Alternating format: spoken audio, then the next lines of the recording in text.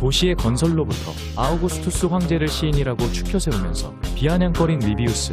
티투스 리비우스가 도시의 건설로부터를 중단할 수밖에 없었던 공공연한 비밀. 역사의 연구는 병든 사람을 치료하는 가장 좋은 약이라고 말한 리비우스는 드루수스가 사망한 기원전 9년까지만 쓰고 더 이상 역사를 쓰지 않았습니다. 아우구스투스 황제가 사망한 서기 14년 이후 3년이나 더 살았으면서도 황제의 행적도 기록하지 않았습니다. 여기에는 엄청난 비밀이 숨겨져 있습니다. 문명에 대해서 말하고 싶었던 리비우스. 문명, 리비우스의 도시의 건설로부터 인프라, 대사업, 사람이 사람다운 생활을 하기 위해 필요한 대사업, 도로, 항만, 수로, 건축 등 생산이나 생활의 기반을 형성하는 기초적인 시설. 문명, 리비우스와 스티브 잡스, 세계를 지배하게 된 로마인들을 부각시키고 로마를 위대하게 만든 훌륭한 집정관들과 민중을 선동하면서 내란을 부추긴 별볼이 없었던 호민관들을 구분하면서 로마의 장래를 위해서 누가 더 옳았는지를 드러내기 위하여 글을 썼다. 도시의 건설로부터 서문 중에서 창의력이란 건 그저 사물을 연결하는 것이다. 창의적인 사람들에게 그걸 어떻게 했느냐고 물으면 그들은 곤혹스러워한다. 사실 그들이 한 건 아무것도 없기 때문이다. 그들은 그저 무언가를 찾아냈을 뿐이다. 스티브 잡스, 리비우스와 아이작 뉴턴. 역사 연구는 병든 사람을 치료하는 가장 좋은 약이다. 왜냐하면 역사서는 모든 사람이 뚜렷이 볼 수 있는 무한히 다양한 인간 경험을 기록하기 때문이다. 그런 기록에서 우리는 우리 자신과 나라를 위한 모범적 사례와 경고를 발견할 수 있다. 그리하여 좋은 일들은 모범으로 삼고 철저히 부패한 지저분한 일들을 타산지석으로 삼고 피해야 할 것이다. 내가 남들보다 더 멀리 볼 수 있었다면 그것은 거인의 어깨에 올라 서 있었기 때문이다. 로마인들은 기원전 3세기부터 서기 2세기까지 500년간에 걸쳐 간선도로만 8만 킬로미터, 지선도로까지 합하면 15만 킬로미터에 달하는 로마 가도를 건설했습니다. 로마인들은 도로를 네트워크화하고 지속적으로 관리했습니다. 도로를 네트워크화하면 그 기능이 비약적으로 향상된다는 사실도 알고 있었습니다. 로마 병사들은 전쟁을 수행하지 않을 때 도로를 개설했습니다. 로마군이 주둔하는 곳이면 어디든지 길이 만들어졌습니다. 지역 특성에 맞게 도로를 개설하고 다리를 건설했습니다.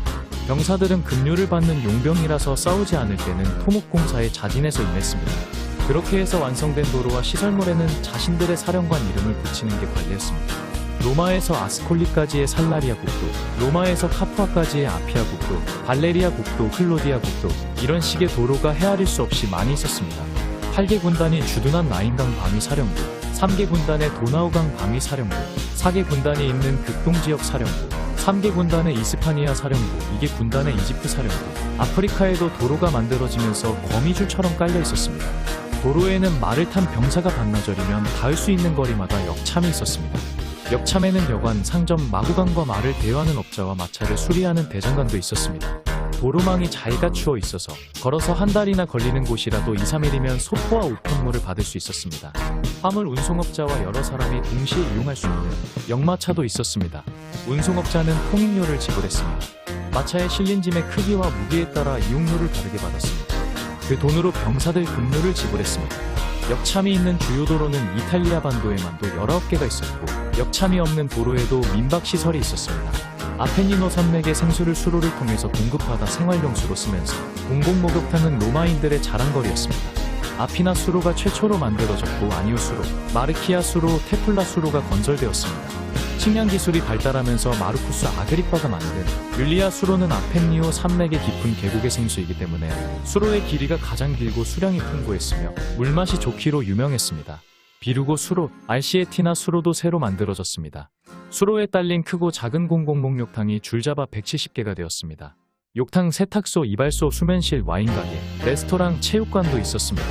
상주 인구가 100만 명에 육박했지만 주거 환경과 기반 시설이 완벽했던 로마 시가지 도로에는 배수로가 별도로 있었고 포장이 되어 있어서 말발굽 소리와 마차 바퀴 굴러가는 소리 때문에 낮에는 도성에 마차가 들어올 수 없었습니다. 아펜니노 산맥의 생수를 수로를 통해서 공급받으면서도 저수조가 없었습니다. 고인 물에는 벌레가 생기기 마련이라서 전염병 예방 차원에서 광장마다 분수대가 있었습니다. 로마인들은 벽돌과 모르타르를 가지고 3에서 4층 아파트를 짓고 거기서 살았습니다. 석회와 화산재 그리고 물을 일정 비율로 섞으면 모르타르가 됩니다. 그 모르타르 똑같은 크기의 벽돌로 대량 생산하고 벽돌을 일렬로 놓고 위에 모르타르를 놓고 다시 벽돌 놓기를 반복하면 벽체를 만들 수 있습니다. 벽체의 안과 밖을 다시 모르타르로 바르면 돌처럼 단단한 건물이 됩니다. 아파트 1층에는 빵집, 푸주간, 세탁소, 옷가게가 차지했고 2층에는 병원, 부동산, 사채업자, 용역업체, 심부름센터, 전당포, 변호사 사무실 용도로 쓰였습니다. 3층부터 주거용으로 사용했으며 건물주들은 세입자들로부터 임대료를 받았습니다. 비트루비우스의 건축 십서에 보면 주택은 세나벌의 둥지를 모방해야 편안한 휴식처가 된다는 기록이 있습니다. 견고성과 유용성 그리고 아름다움을 강조한 그 책 3장에는 다음과 같은 내용도 있습니다. 인체는 비례의 모범이다. 왜냐하면 팔과 다리를 뻗음으로써 완벽한 기하 형태인 정방형과 원에 딱 들어맞기 때문이다. 인체 비례도는 아파트와 같은 건물을 지을 때 최소한의 공간을 확보하라는 설계 지침서였습니다. 비트루비우스는 이탈리아의 베로나에서 태어났습니다. 카이사르히아 군단 건축기사로 쓰면서 막사도로 교량과 같은 공병 업무 책임자였고 그가 쓴 건축 십서는 도시계획과 건축일반, 건축재료 극장, 대중목욕탕, 문화, 항만의 설계를 비롯하여 측량과 건축 시공에 관련된 지식을 망라한 로마 건축 문화의 금자탑이었습니다. 문명 시대의 여명기에 접어든 로마는 비전을 제시할 수 있는 통치자가 필요한 상황이었습니다. 더 좋은 세상이 도래하기 위해서는 미래를 상상하고 설계하는 사람이 있어야 합니다. 이때 혜성처럼 나타난 사람이 카이사르였습니다. 통치자는 인프라에 대한 개념이 명확해야 하고 실천 계획도 세워야 합니다. 카이사르 경우 로마인들에게 자긍심을 세워주려고 했습니다. 로마인들이 선도적 역할을 하지 않으면 추락할 수밖에 없다는 점을 강조했습니다. 로마인들은 관용과 포용 정신을 보여주어야 한다는 것이 카이사르의 일관된 주장이었습니다.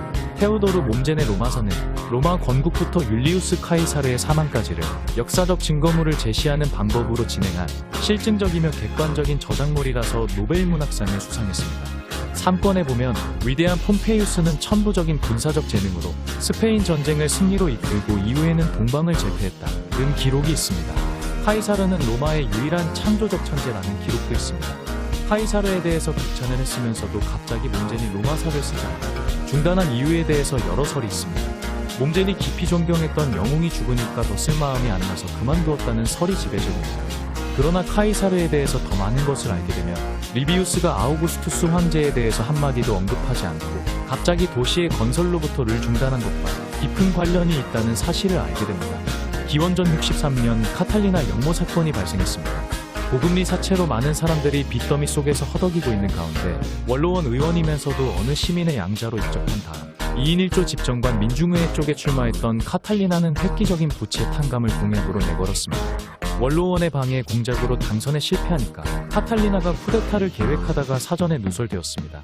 토스카나 지방에서 걸기한 민병대가 로마로 진군해서 원로원에서 뽑은 집정관 키케로를 죽이려고 한다는 사실을 알게 된 키케로가 차기 집정관에 당선된 실라누스로 하여금 원로원 최종 권고를 발동하여 카탈리나를 즉시 처형해야 한다고 말하게 하고 키케로 자신도 원로원에서 카탈리나를 고발하는 발언도 했습니다.